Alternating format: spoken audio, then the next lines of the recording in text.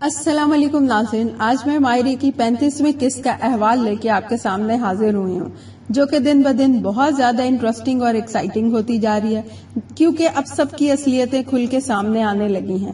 ہم دیکھتے ہیں کہ حمزہ ایمن کو یقین دلاتا ہے کہ وہ اس کو پسند نہیں کرتا، وہ کسی اور کو پسند کرتا ہے، جس سے کہ ایمن کا دل ٹوٹ جاتا ہے، کیونکہ وہ تو یہی سمجھتی تھی کہ وہ اس کے گھر اس کو پڑھانے نہیں بلکہ اس سے ملنے آتا ہے۔ پھر دکھاتے ہیں کہ حبیب جیسے ہی گھر میں انٹر ہوتا ہے، وہاں ایک عدالت لگی ہوئی ہوتی ہے، وہاں پہ اس کی ماں، اس کی بھابیاں، اس کی بہن اور بہنوئی سب موجود ہوتے ہیں، اور فاخر اور اینی بھی وہاں پر ہوتے ہیں۔ وہ بڑا حیران ہوتا ہے اور ماں سے کہتا ہے کہ اب میں نے کیا غلطی کر دی ہے؟ تو اس کی ماں اس کو کہتی ہے کہ تم تو سربراہ بننا چاہتے تھے، تمہیں اس کا مطلب نہیں پتا۔ سربراہ وہ ہوتے ہیں جو گھر کی حفاظت کرتے ہیں اور سب رشتوں کو جوڑ کے رکھتے ہیں، تم نے تو اس گھر کا شیرازہ ہی بکھیر دیا ہے۔ وہ بہت حیران ہوتا ہے اور ماں سے کہتا ہے کہ اب میں نے ایسا کیا کر دیا؟ یہ سب کچھ تو اینی اور اس کی ماں نے کیا ہے، میرے کمرے سے فائل چرائی ہے، میں نے تو ایسا کچھ بھی نہیں کیا۔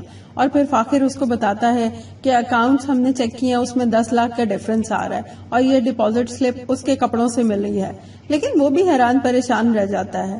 حالانکہ وہ نیت کا خراب ہے اور اس کی نیت اس کاروبار کو ہڑپ کرنے کی ہے، لیکن یہ کام اس نے نہیں کیا ہوتا۔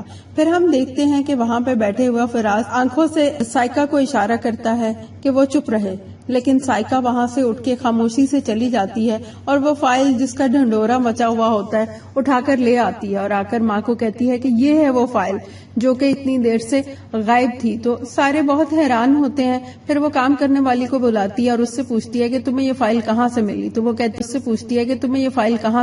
وہ کہتی ہے کہ مجھے عائشہ نے حبیب کے کمرے کی صفائی کا کہا تھا، مجھے یہ فائل وہیں سے ملی ہے۔ تو سب کو یقین آ جاتا ہے کہ حبیب ہی جھوٹ بول رہا تھا، فائل بھی اس نے ہی لی ہے اور 10 لاکھ بھی اس نے ہی نکلوائے ہیں۔ یہ باتیں ساری سن کر ماں کی طبیعت بہت خراب ہو جاتی ہے اور انہیں یقین نہیں آتا کہ یہ انہی کی اولاد ہے جو کہ روپے پیسوں کے لیے اس طرح سے لڑ رہی ہے۔ اور پھر وہ ظہیر کو یاد کرتی ہیں کہ اس کے ہوتے ہوئے سب کچھ ٹھیک تھا اور اس کے جانے کے بعد سب کچھ بکھر گیا ہے اور سب کچھ خراب ہو گیا ہے۔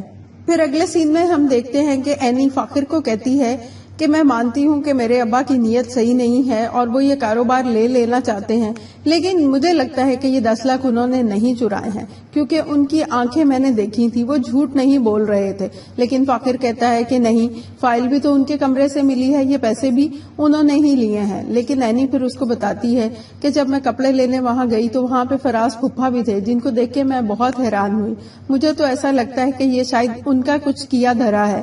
لیکن فاخر کو یقین نہیں آتا کیونکہ شروع سے ہی فراز اس کی مدد کر رہا ہے۔ پھر ہم دیکھتے ہیں کہ فاخر اپنے ایک امپلائی کو کہتا ہے کہ پتہ کرو کہ یہ چیک کس نے ڈپازٹ کروایا ہے۔ تو فراز وہاں پہ آ جاتا ہے اور فوراً اس کے ہاتھ سے چیک لے لیتا ہے اور اسے کہتا ہے اس کی تو اب ضرورت نہیں ہے، سب کو پتہ لگ گیا ہے کہ یہ سب کچھ حبیب نے کیا ہے۔ لیکن پھر بھی فاخر کہتا ہے کہ میں جاننا چاہتا ہوں، تو وہ بڑی چالاکی سے چیک لے لیتا ہے کیونکہ یہ کام تو اس کا ہوتا ہے، وہ چھپانا چاہتا ہے۔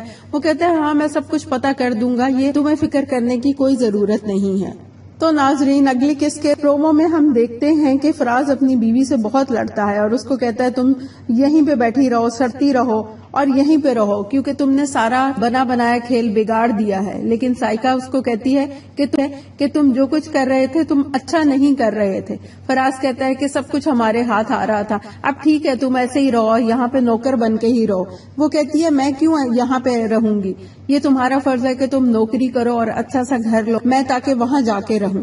پھر ہم دیکھتے ہیں کہ فاخر اپنے آفس میں آتا ہے اور اس کا وہ امپلائی کہتا ہے کہ ہم نے پہلے بھی اچھے حالات بھی دیکھے اور برے حالات بھی دیکھے، لیکن اب جو کچھ ہو رہا ہے اس فیکٹری میں یہ میں نے پہلے کبھی نہیں دیکھا۔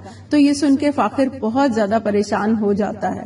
تو ناظرین، یہ تو تھا پرومو کا ریویو۔ اب ہم نیکسٹ ایپیسوڈ میں دیکھیں گے کہ آگے فاخر کے لیے کیا کیا مشکلات کھڑی ہوتی ہیں اور رحیلہ یہ سب کچھ کیسے برداشت کرتی ہے اور فاخر اینی کے لیے کیا سٹینڈ لیتا ہے۔ چلیے ناظرین، اچھا اب میں چلتی